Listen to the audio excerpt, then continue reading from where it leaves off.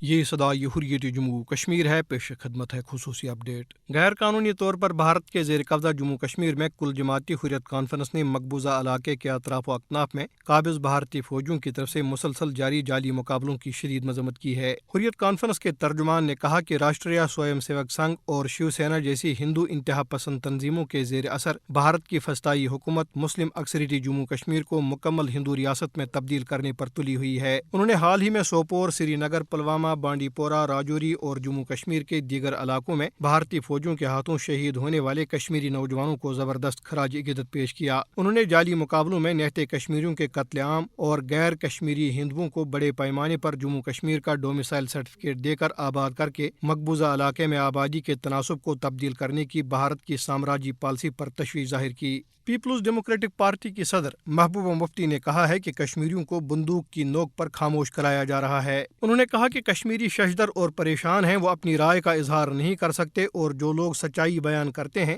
کالا قانون، public safety act in کا منتظر ہوتا ہے۔ غیر قانونی طور پر بھارت کے زیر قبضہ جموں کشمیر میں انجمن اوقاف جامع مسجد سری نگر نے کہا ہے کہ 1989 میں آپریشن جامع مسجد سے علاقے میں مسلمانوں کے مذہبی جذبات بری طرح مجروح ہوئے۔ بھارت میں رہنے والے سینکڑوں افغان اپنے آپ کو پناہ گزینوں کا درجہ دینے کے مطالبے سے حال ہی میں سڑکوں پر آئے۔ انہوں نے نئی دہلی میں اقوام متحدہ کی پناہ گزین ایجنسی کے دفتر کے باہر ریلی نکالی اور نعرے لگائے اور خاص طور پر افغان بچوں اور خواتین کے لیے سیکورٹی کا مطالبہ کیا۔ خصوصی اپڈیٹ ختم ہوا۔ بھارت میں مقیم افغانی بھارتی حکومت سے مطالبہ کر رہے ہیں کہ انہیں پناہ گزینوں کی حیثیت دیتے ہوئے بہتر مواقع فراہم کیے جائیں۔ پناہ گزینوں کی حیثیت سے تسلیم کیے جانے کا مطالبہ لیے سینکڑوں افغانی بھارت کی سڑکوں پر نکل آئے ہیں، کیونکہ پناہ گزینوں کا درجہ دینے سے مسلسل انکار نے ان افغانیوں کی زندگیاں بہت مشکل بنا رکھی ہیں۔ افغانی باشندے ایک باوقار اور بہتر معیار زندگی کے لیے کوشاں ہیں، لیکن بھارت میں ایک دہائی سے زیادہ عرصہ رہنے کے باوجود افغانی انتہائی بدحالی کا شکار ہیں۔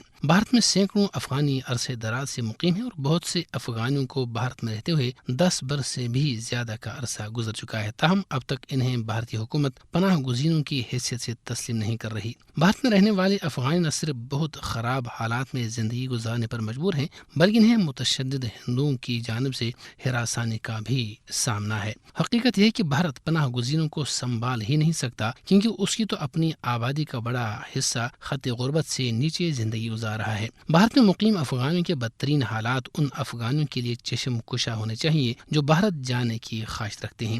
موجودہ صورتحال میں یہ جو بظاہر افغانی عوام کے درد میں بھارتی مرتے ہوئے نظر آ رہے ہیں، یہ نمائشی درد اور صرف پاکستان دشمنی ہی میں کیا جا رہا ہے تاکہ افغانیوں کو پاکستان سے متنفر کیا جائے، لیکن ایسا آج تک ہوا ہے اور نہ آئندہ ہو سکتا ہے، بلکہ افغانی اور پاکستانی ایک تھے اور ایک ہی رہیں گے۔ بھارت کو اپنی خیر منانی چاہیے۔